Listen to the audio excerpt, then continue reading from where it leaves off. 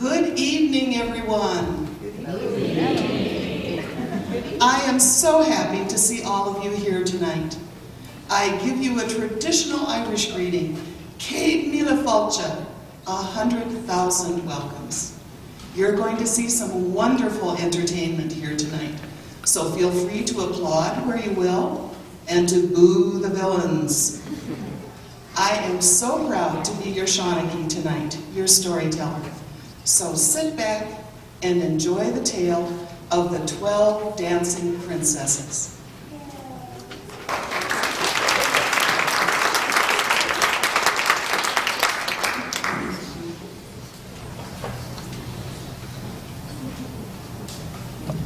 Once upon a time, there lived a good king and queen of Leinster in Ireland.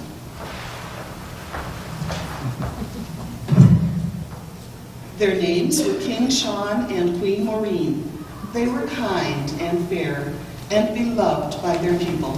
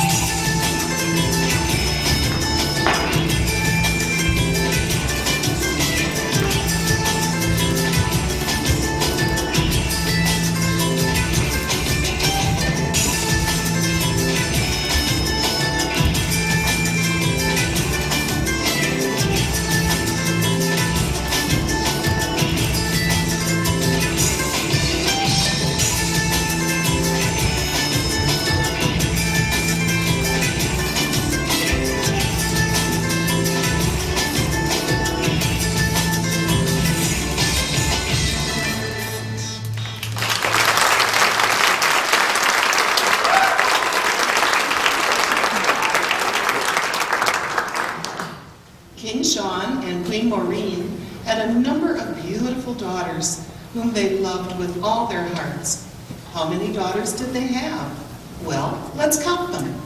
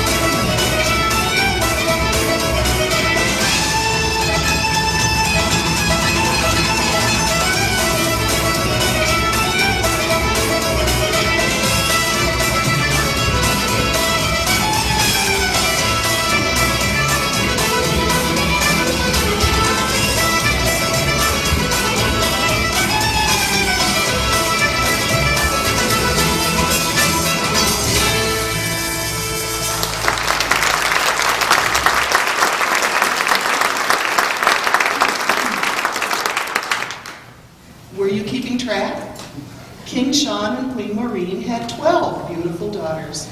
When the eldest came to be of marrying age, suitors came from all over Ireland to beg for their hands. But the king and queen wanted only the best husbands for their beloved daughters. And each of the suitors had a terrible flaw.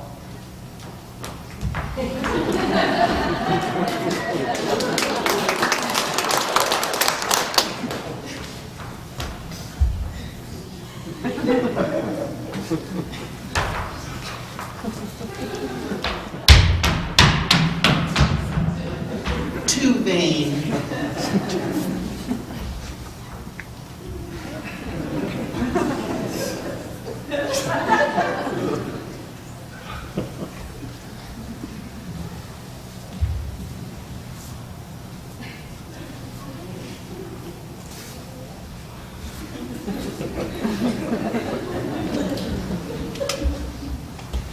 Too proud. Finally, there came 3 princes from a nearby kingdom, the sons of an evil sorceress.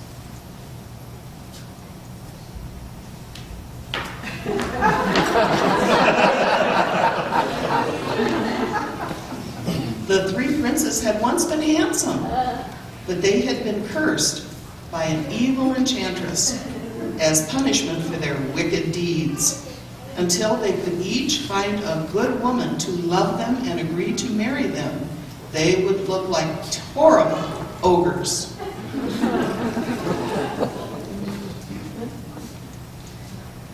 Unfortunately for them, the 3 ogre princes were so horrible and so wicked that no good woman would ever possibly love them.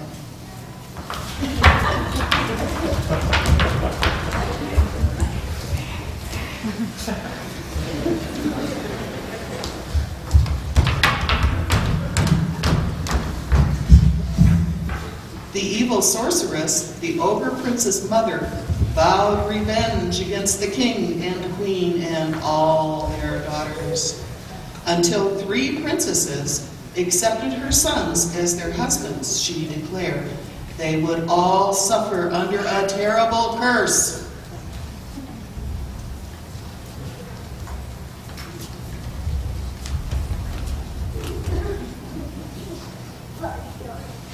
Soon after that, a strange thing began to happen.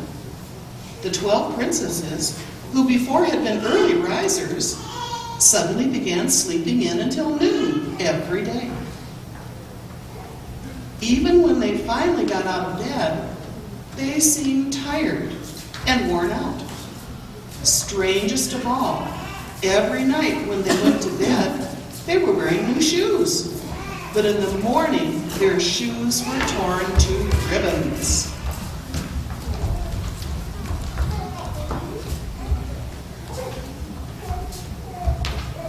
King Sean and Queen Maureen were worried sick. They asked their daughters what was happening. But the princesses said they didn't know. They called in doctors. They called in magicians. They locked the princesses in their bedrooms at night and hid the key. But nothing worked. No matter what they tried, the princesses awoke next morning exhausted with their shoes torn to shreds.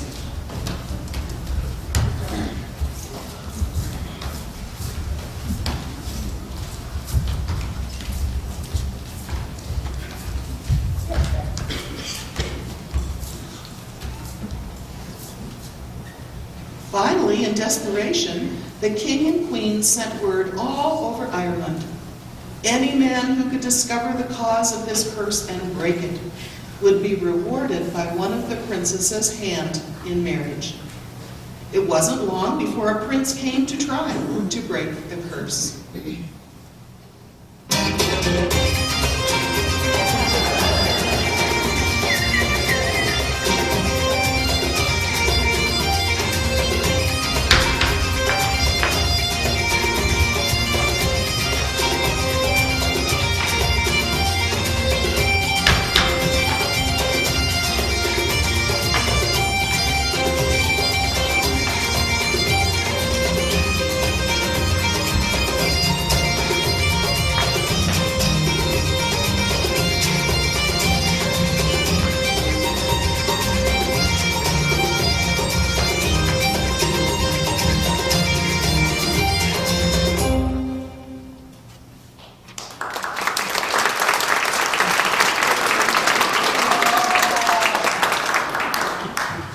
Prince Broderick the Brave received permission to hide in one of the princess's bedchambers that night, so he could see what happened after they went to sleep.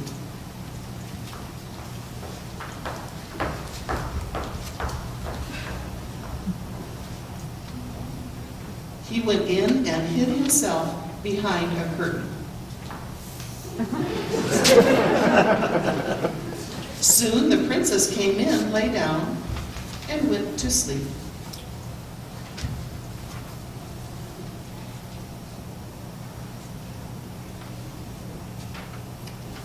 When the clock struck midnight,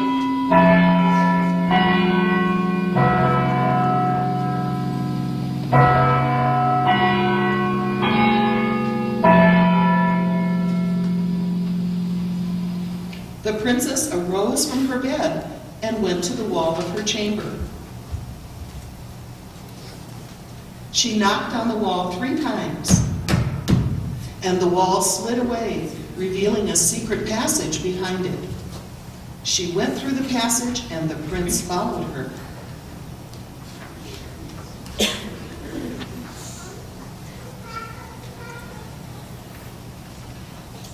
The prince found himself in a strange magical forest, where the trees were all made of gold and silver. The princesses were there walking through the forest, and he followed the last 3 to see where they were going. As he followed them, he came across an old woman carrying a cloak. "Wait, Prince Broderick," she said. "You are in terrible danger. If you are seen by the princesses, or by the evil sorceress who enchants them, you will fall under the same enchantment. Your only hope is to wear this magic cloak, which will make you invisible." "Be gone, old woman," said the prince. "I need no magic cloak. Besides, it looks old and mothy, probably contaminated. I will not wear it." He brushed the old woman aside. He started to follow the princesses again through the trees, but they and the princesses turned and saw him.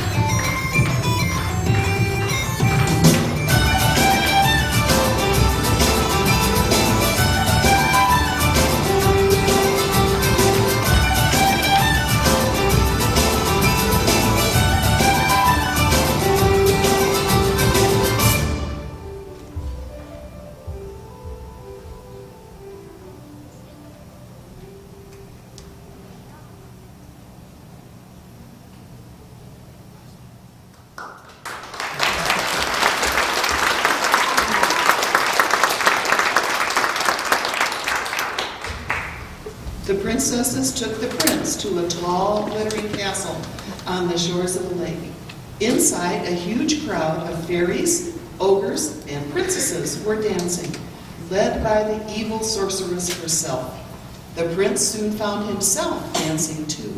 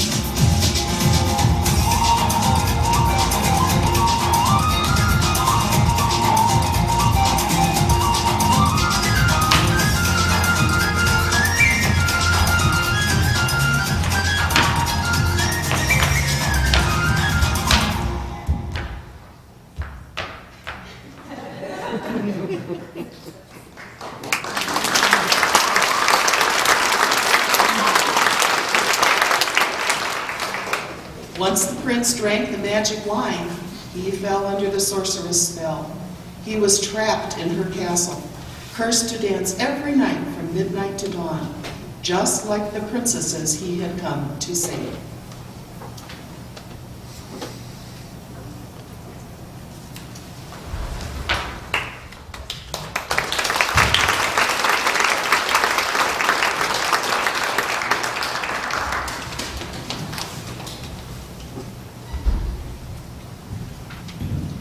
In the morning, the king and queen waited eagerly outside their daughters' bedrooms to see if the prince had succeeded in breaking the curse.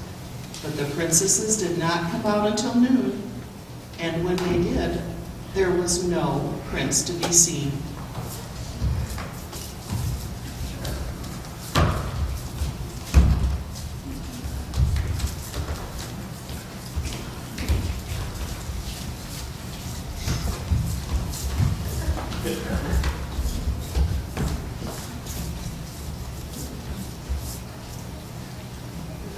Soon, however, another prince came to try his luck.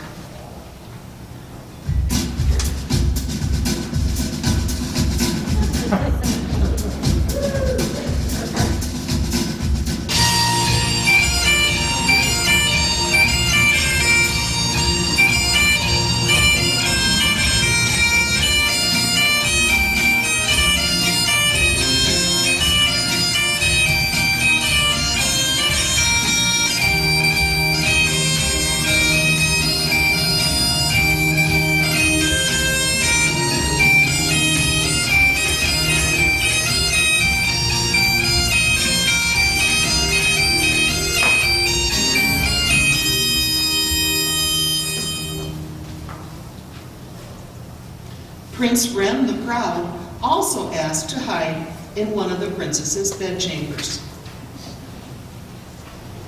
As before, he went in and hid himself behind a curtain. It was not long before the princess came in and went to sleep.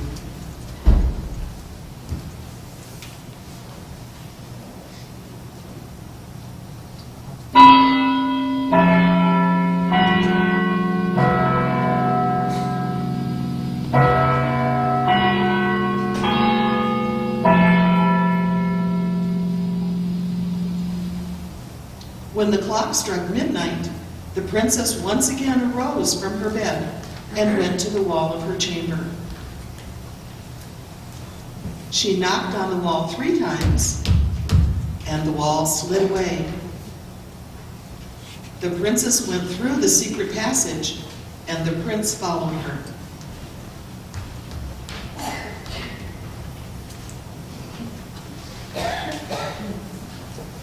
Prince Wren found himself in the magical forest of gold and silver trees. He followed behind the last 3 princesses, hiding himself so he would not be seen. Before he had gone far, however, he was stopped by the old woman with the cloak. "Wait, Prince Wren," she said. "You are in grave peril. If you are seen by the princesses or by the evil sorceress who enchants them, you will fall under the same enchantment. Your only hope is to wear this magic cloak, which will make you invisible." "Away, old woman," said the prince. "I need no magic cloak. Besides, it is ugly and would clash with my shirt. I will not wear it." He brushed the old woman aside. He started to follow the princesses again through the trees, but it was not long before they discovered him.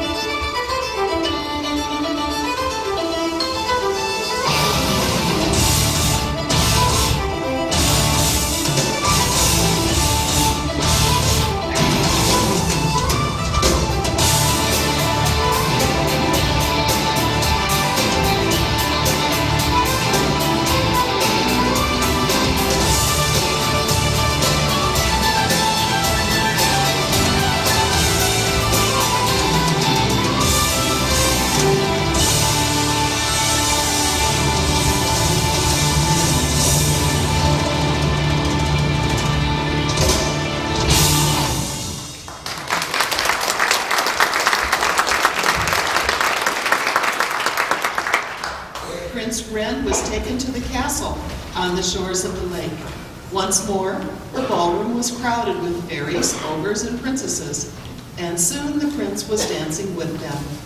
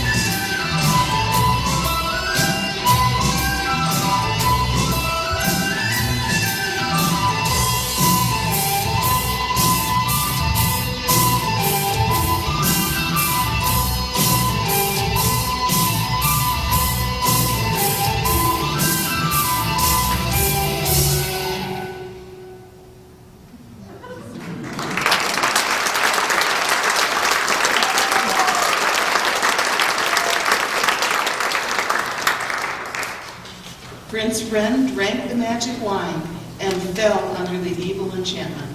Like Prince Roderick, he was now trapped in her castle, cursed to dance every night from midnight to dawn. Every prince or princess who was careless enough to wander into the sorcerer's castle found themselves dancing until they had torn their shoes to pieces. And now you have wandered into the castle, and the sorceress sees you.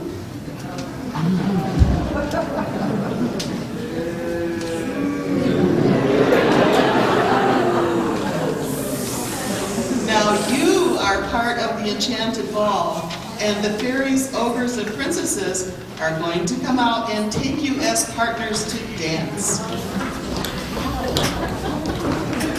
Yeah, do it, Disney. Come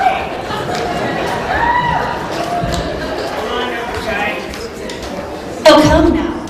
You've all been enchanted, so you all must come find a partner and dance.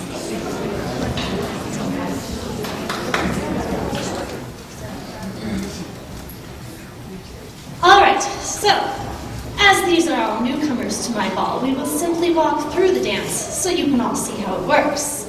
Facing your line of 4, you will take 2 steps towards the other line of 4 you are facing. And now you will take 2 steps away from the other line of 4 you are facing.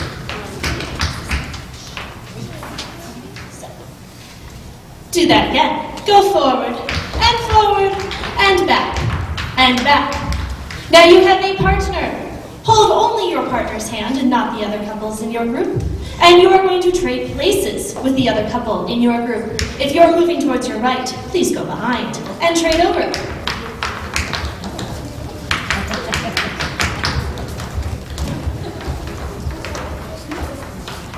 And now trade back.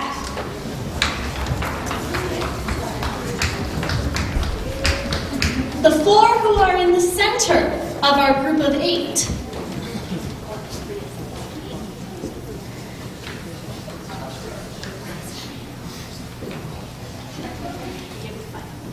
Four who are in the center are going to place their hands into the middle and make a pinwheel.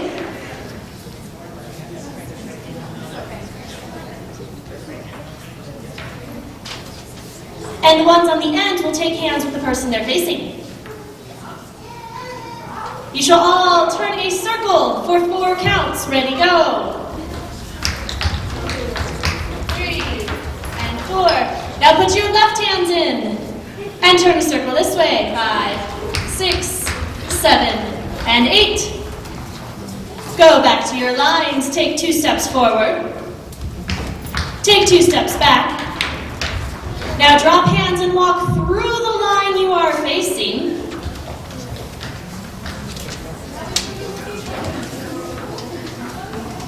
And now you have new people to dance with. You guys are waiting for time. You are special. Just get some.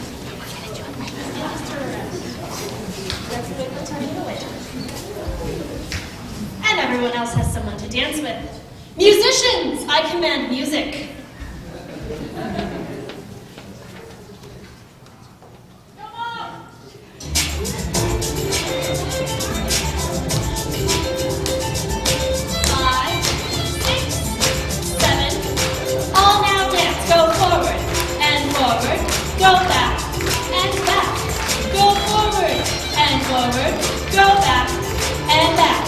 Trade sides. Trade back. Now 4 in the middle. Pinwheel and circle. 3 and 4. Circle back. 5, 6, 7, and 8. Make your lines go forward, forward, back, and back. Go through. You have new people to dance with. Go forward. And forward, back, and back. Forward, and forward, back, and back. Trade sides. Trade back. 4 in the middle, pinwheel. Now the other way. forward, and back. Go through. New people to dance with, here you are. Go forward, forward, back, and back. Go forward, and back, and back. Trade sides. Trade back. 4 in the middle, circle, go. Circle back. Make your lines go forward, forward, back, and back. Go through, turn around. Dance again, go forward, and back. Go forward, and back. Trade sides. Trade back. Circle in the middle.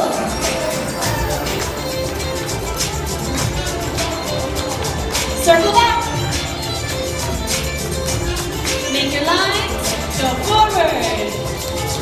Go back. And through.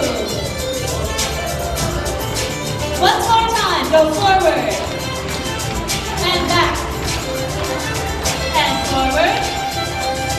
And back. Trade sides. Trade back. Circles in the middle.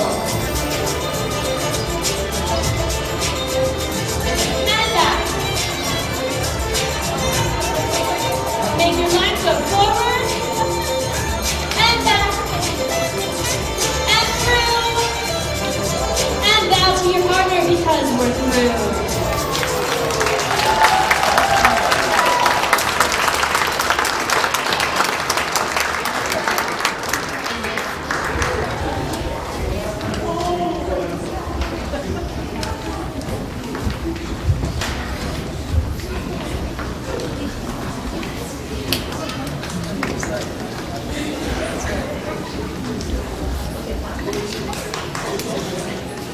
Now it is dawn and time to rest until the ball begins again at midnight.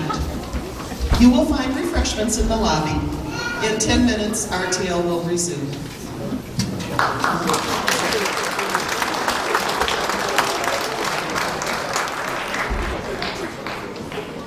The next morning, King Sean and Queen Maureen waited once again at the princess's chamber doors to see if Prince Ren had succeeded in breaking the curse.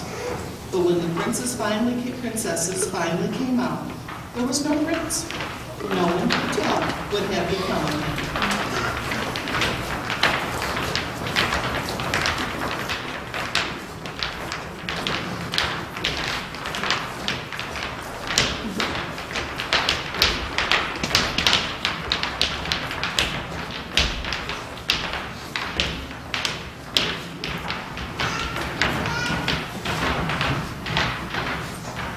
The king and queen began to fear that no one would ever break the curse. But a few days later, another prince came to try. This prince was very different from the two who had come before. He was kind, humble, and intelligent. And when the good king and queen saw him, they began to hope again.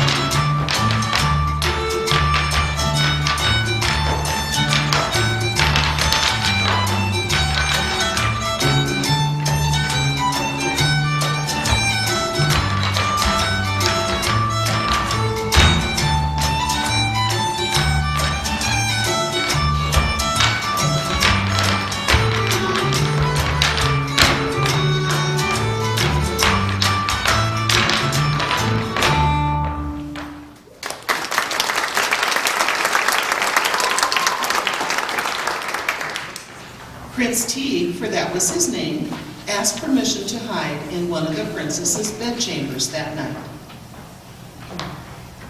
Just like the other two princes, he hid himself behind a curtain. The princess soon came in and went to sleep.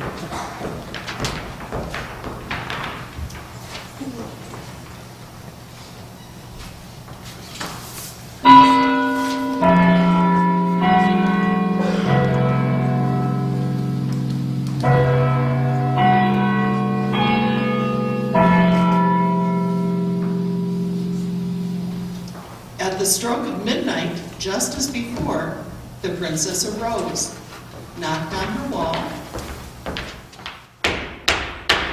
and went through the secret passage. Prince Teague followed.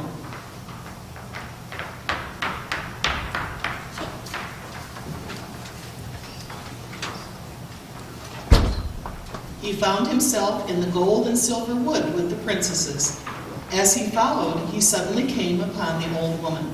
"Wait, Prince Teague," said the old woman. "You are in mortal danger. If you are seen by the princesses or by the evil sorceress who enchants them, you will fall under the same enchantment. Your only hope is to wear this magic cloak, which will make you invisible." "Why, thank you for this warning," said Prince Teague. "I will accept the cloak gladly. But why do you wish to help me?"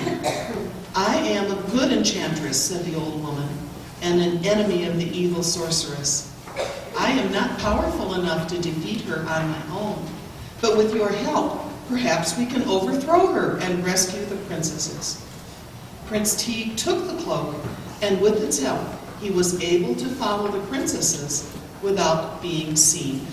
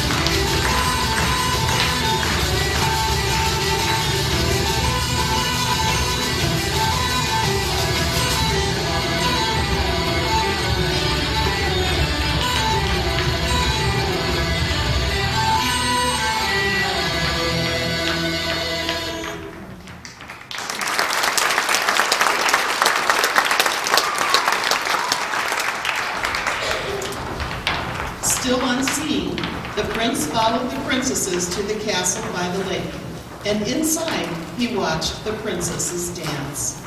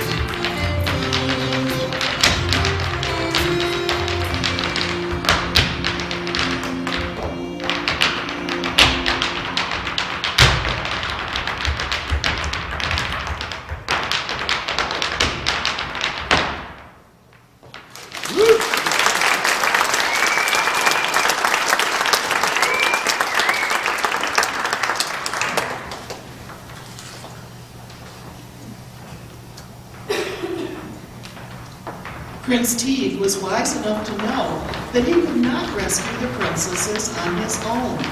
He left the castle and ran back through the woods, stopping to take a branch from each gold and silver tree to prove his story.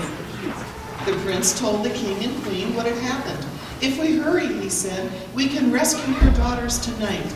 The king and queen did not hesitate. They followed Prince Teague back through the woods, and the old woman came with them.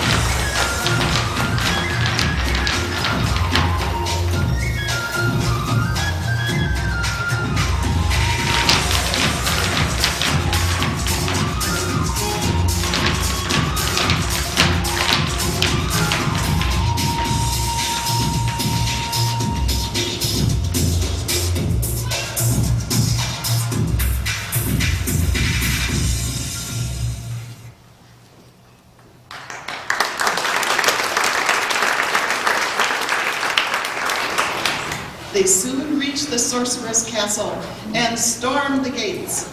Once inside, they confronted the sorceress and demanded that the princesses be set free.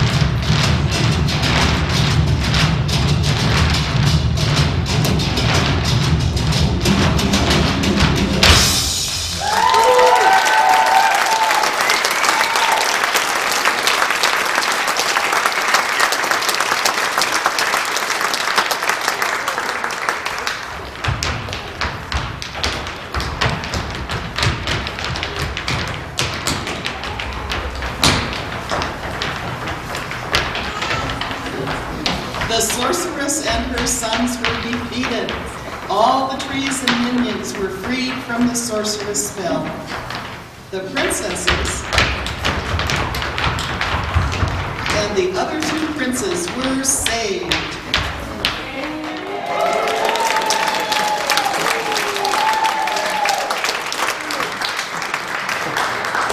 Prince Teague married Princess Shania.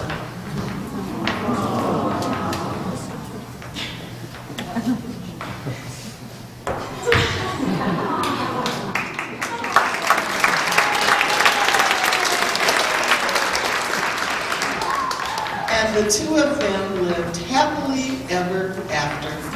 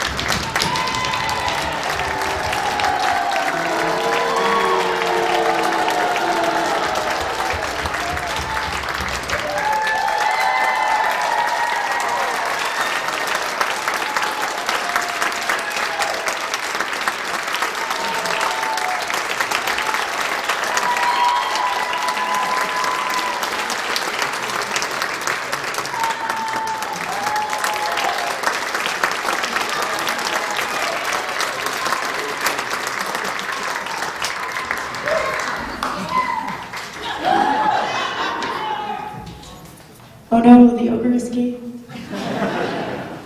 If you don't know me, I'm Ariel Bennett. I'm the head teacher. What? Did I say something? Head teacher / ogre. And my true colors come out.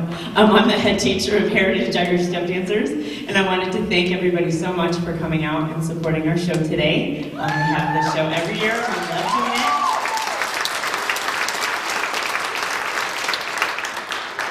We got a couple questions during the intermission about people asked if we had a business card on us, and I did not bring my business cards, but if you have your program, on the back of the program, it tells a little bit about our school, and it has our phone number and website on there. So we teach classes here in Broomfield, also in Denver, Evergreen, and Littleton, for ages 3 through adult. So, and it's very fun for all ages. We've got a lot of families in our group here, and it's really fun. If this looked fun to you.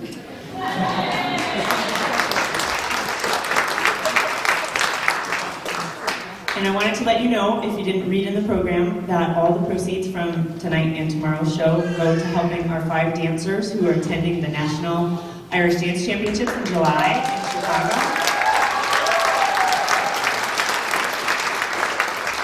And if I can have my 5 competitors come forward.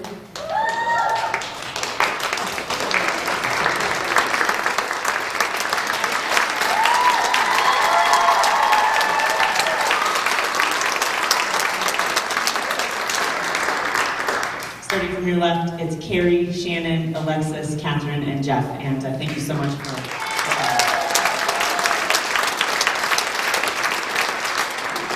And if you have any questions, or if you want to meet some of these fabulous dancers, we are just going to go backstage for 1 minute, and then we're going to come back out if anybody would like to get an autograph or pictures, or if you have any questions or anything. So, hey, you laugh, but last year we signed a lot of autographs. So, all right, thank you so much for coming to our show.